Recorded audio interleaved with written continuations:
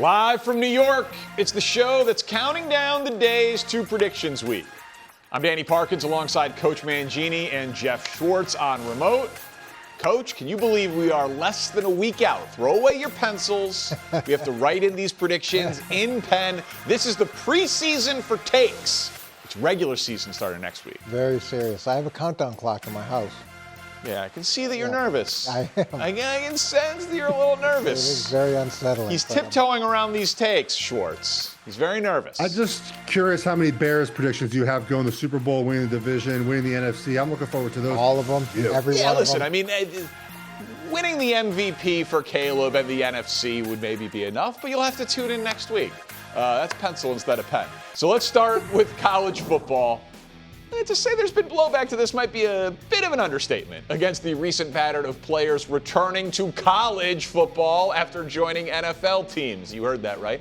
On Monday, the SEC released a statement that read in part, individuals who choose to leave college, sign professional playing contracts, compete professionally, should not be permitted to return to college competition, end quote. And then this morning, Pete Thamel broke this news, that the Big Ten is set to pass a rule today that does not allow players to return from the NFL and play for a Big Ten school. Anyone who is declared for the NFL draft and did not withdraw, appeared on an NFL roster, or signed a contract with a pro league cannot be on a Big Ten roster.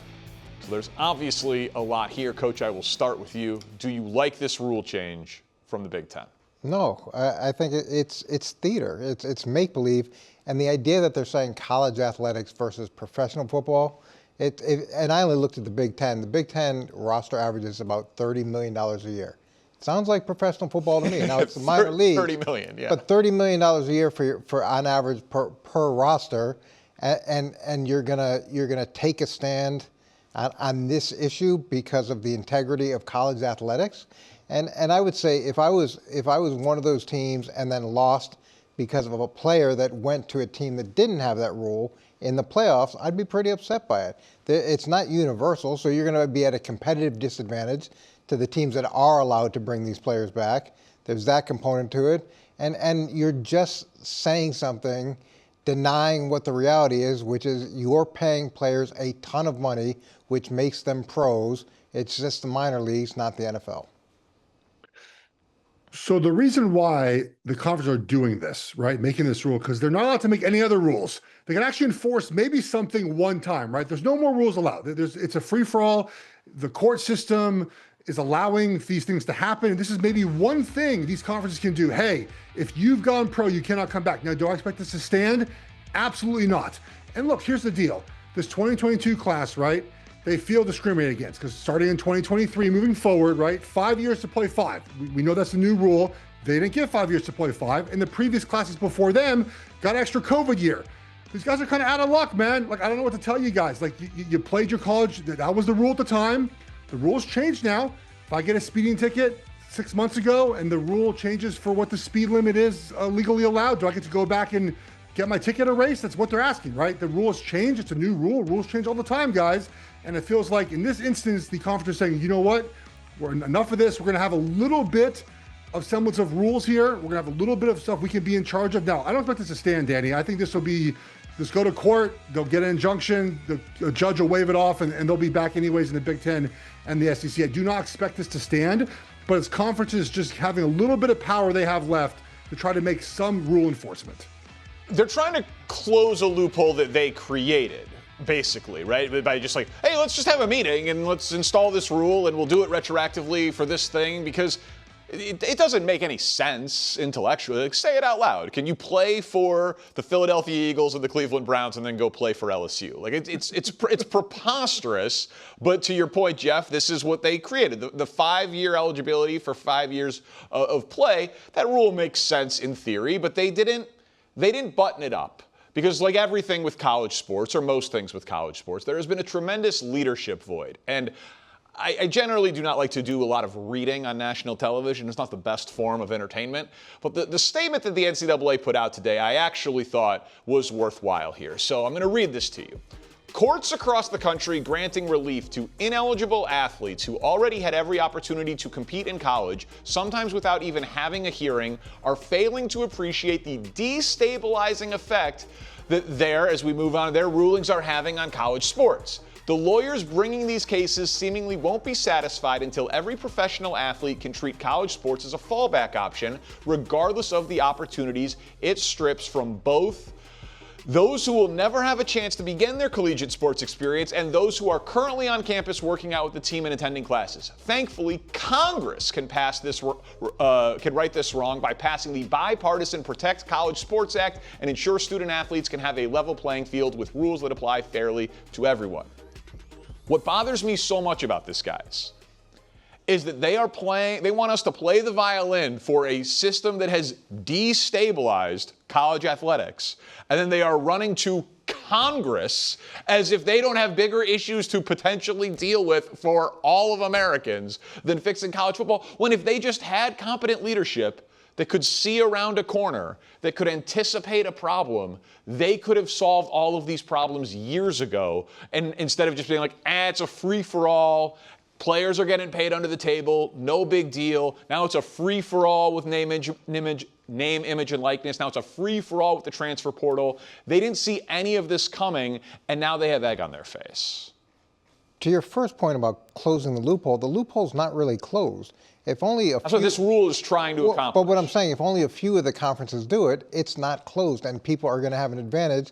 So therefore, but they're all going to play in the same playoffs format. So some teams are going to have advantages over others. So that part is not closed.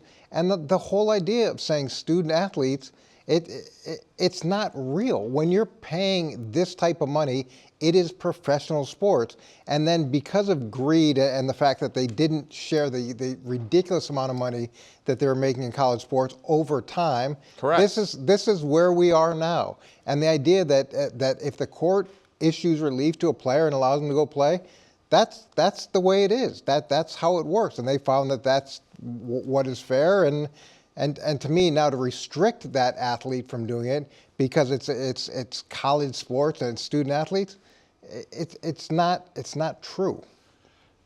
It's not true. That's a good way to put it. But they want to hide behind the appearance of it being because it's convenient and because that fits the narrative, but it's not the reality when you have $30 million worth of players on your roster. That is a professional sport. That's bigger than a lot of other professional sports salary caps.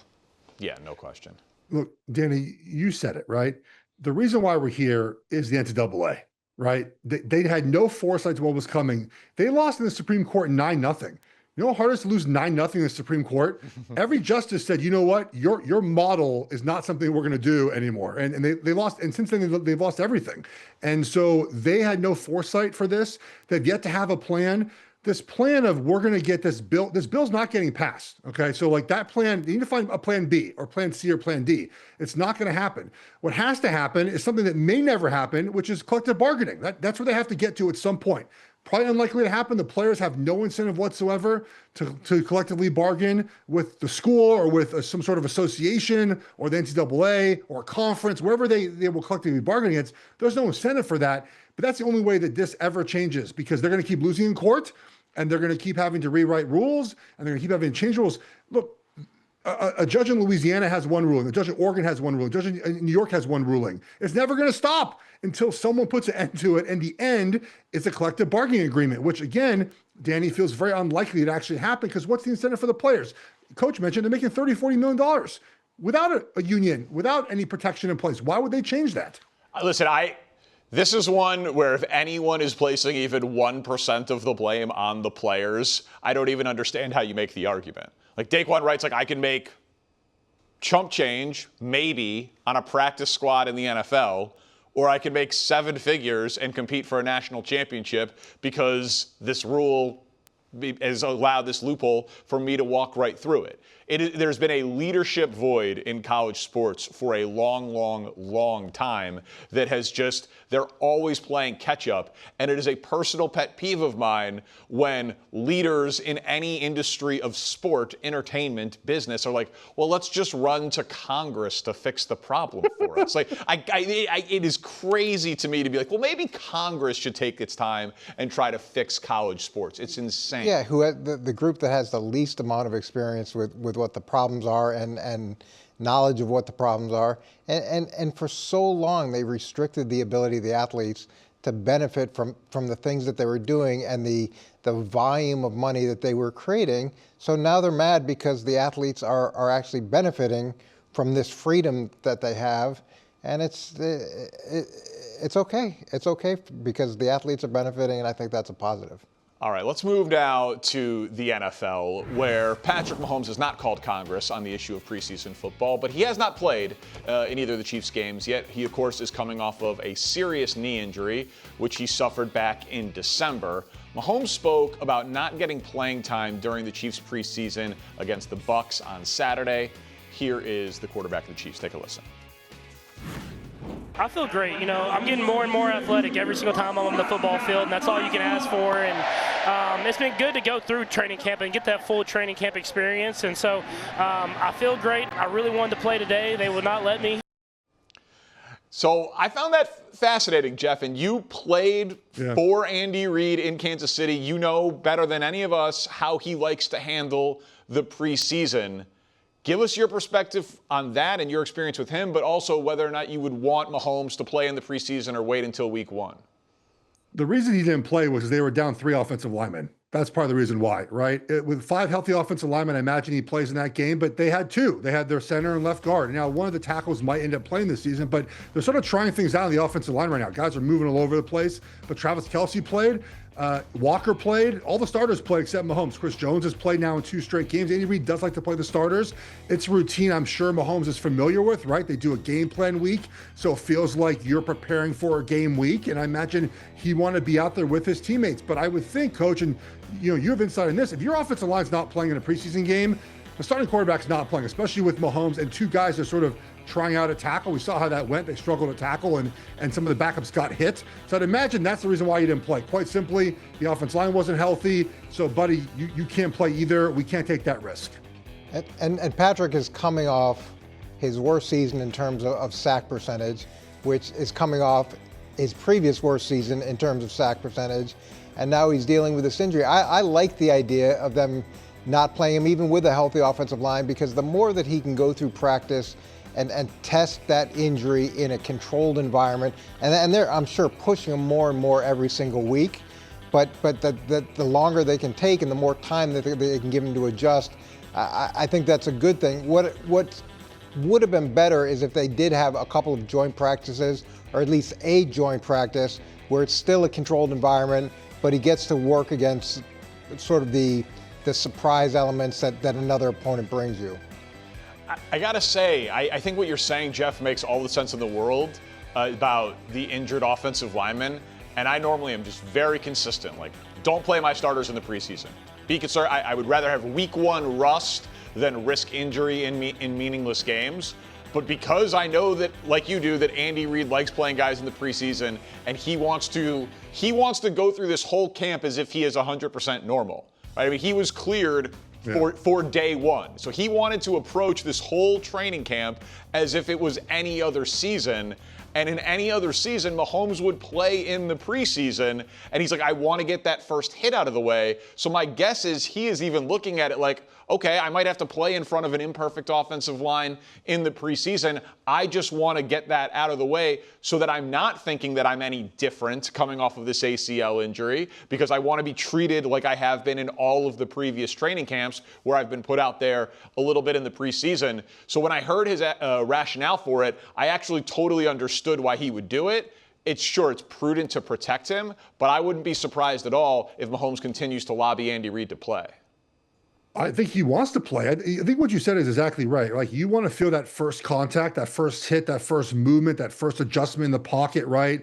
You want to get back and on the field with your teammates. You want to feel that before you get to week 1. Also, we are creatures of habit, right? Throughout his entire career, he's playing the preseason. And now he's not playing the preseason. I imagine it feels odd to not be out there with your teammates. And you want to feel, to your point, feel normal again. And normal again is getting preseason reps. I'm surprised they didn't play him, honestly. I get what Coach is saying about you sort of just holding him out and doing the joint practice, which we know Andy Reid has not done in Kansas City, not one time had a joint practice. I'm surprised he didn't play, but I get why they did it. I'm curious if he sees time this weekend. I doubt it. Maybe he lobbies his way on the field for one drive and just to sort of see what that feels like. Because I'd imagine there's some anxiety in him to get that first play out of the way, just to know what that feels like again and not have to do that in week one when it matters. Coach, is there anything to a player of Mahomes' stature? I get it. Andy Reid's the head coach. He's got stature also. But like if Brady walked into Belichick's office and wanted to be like, I understand you want to protect me and that our offensive line isn't healthy, but I want to play. Like Mahomes does have that cachet. If he knocked on the door, could he talk his way into playing in a preseason game? He absolutely has that cachet, but Andy Reid has that cachet too. And sometimes what you have to do is you have to save a player from themselves. And great players and competitive guys, they want to get out there as quickly as possible.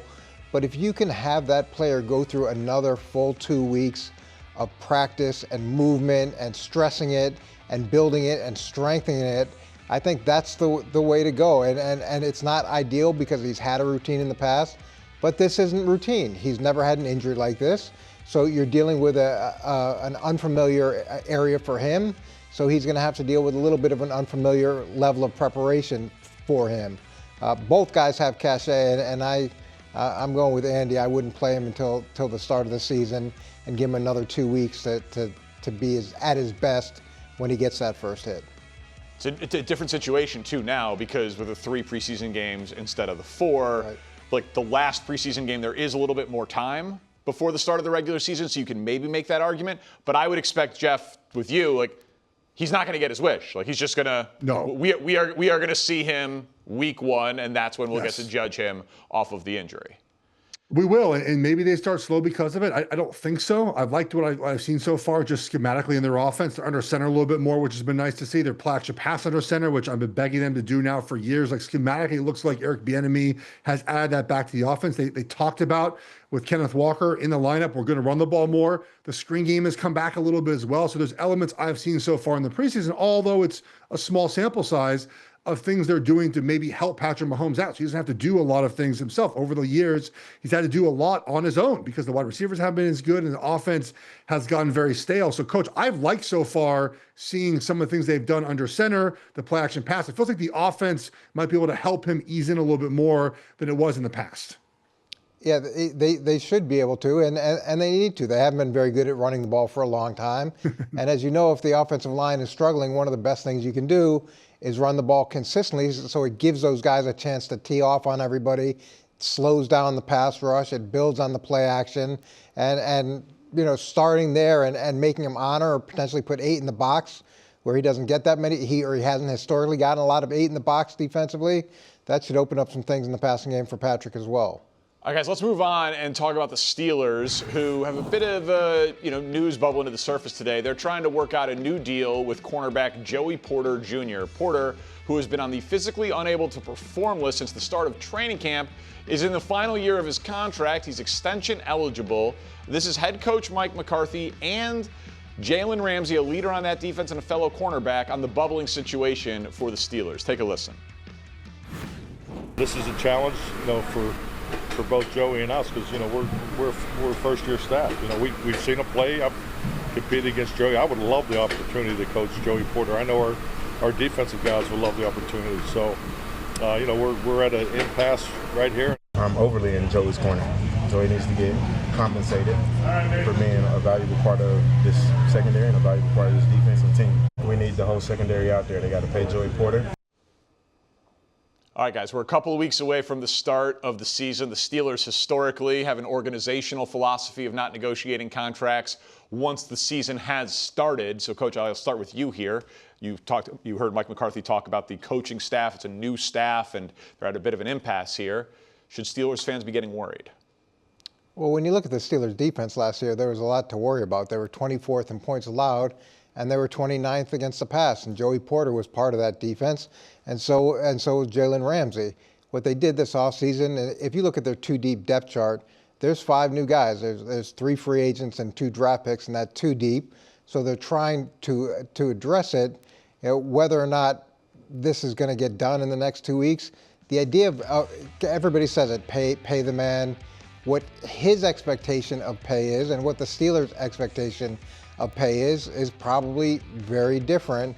And this back injury, is it a lingering back injury, or is it a lingering contractual back injury that, it's part of kind of this process? I'm not a doctor, but it feels like it's potentially, as soon as he signs on the dotted line for like $20 million a year, his back's all of a sudden not going to be tight. But when you're 29th against the pass last year, it's not like you can drop that much further than what you were last year.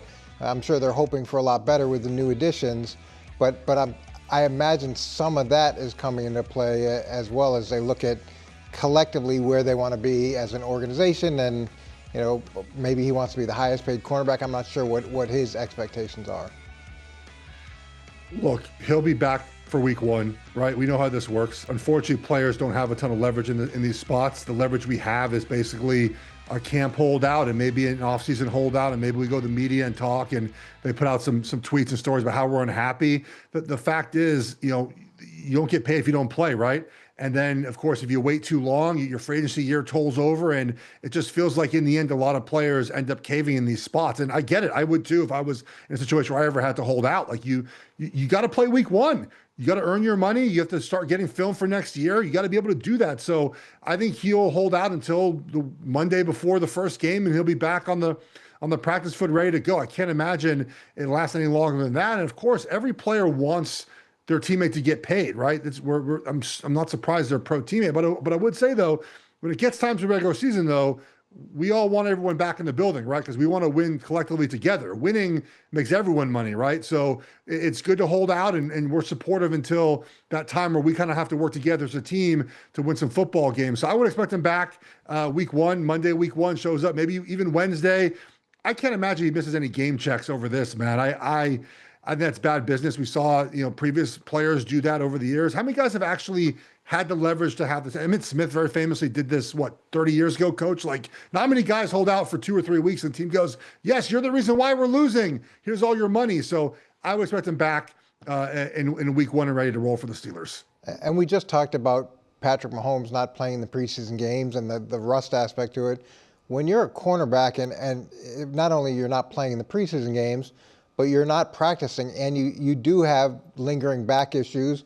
We don't know how deep those go, but they have been a problem. So for you to be able to go out there and compete at a high level against top wide receivers or NFL wide receivers with very little practice, that's hard to do. And often what happens in these situations, and it could be running backs, and in this case it's a cornerback, there's a lot of soft tissue injuries that come into play because you're trying to get up to speed against those guys that have been working all through camp, and you've only been on the field working competitively for 2 or 3 days. Yeah, I would expect him to sign. The other thing is, this is not a former first-round pick. This is a former second-round pick. So there's no fifth-year option attached to him. He's made a little over $7 million in his 3 years in the NFL. Great money for the three of us, but if he plays on the franchise tag next year, it'll be over $21 million.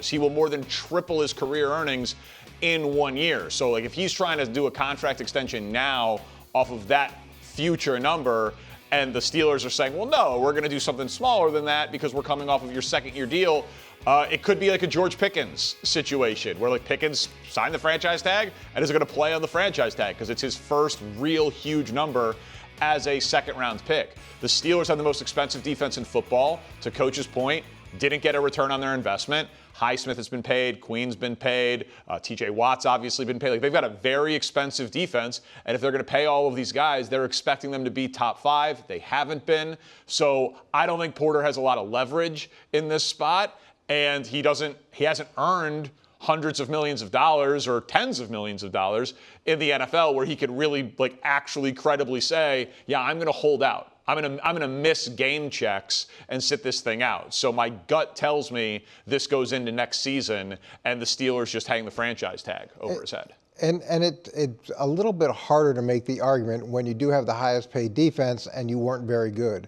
And when you're 29th against the pass and now you want to get paid, organizationally you're saying, well, we've been down this road. We've paid a lot of money and gotten very little returns. And as I said before, it's not a big cliff when you're going from 29 to 32 if he's not there.